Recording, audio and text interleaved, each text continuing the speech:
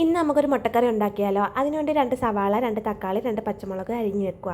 പിന്നെ നമ്മുടെ ചട്ടിയിലേക്ക് എണ്ണ ചൂടായി വരുമ്പോഴത്തേക്ക് കടുക്, പച്ചമുളകും പിന്നെ കറിവേപ്പില ഇടുക. അതിന് ശേഷം നമ്മുടെ സവാള എടുത്തിട്ട് വാട്ടാൻ നോക്കാം.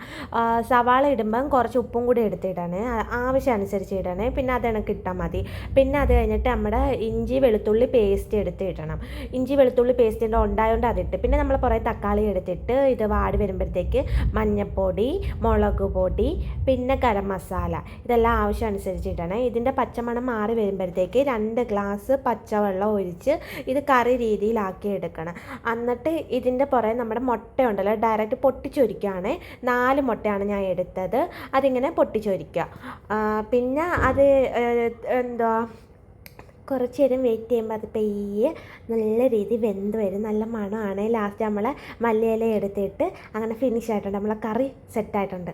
പിന്നെ നമ്മുടെ ചോറെടുത്ത് കഴിക്കുക. എൻ്റെ വീഡിയോ ഇഷ്ടപ്പെട്ടു കഴിഞ്ഞാൽ ലൈക്ക് ചെയ്യാനും സബ്സ്ക്രൈബ് ചെയ്യാനും മറക്കല്ലേ. Okay, bye friends.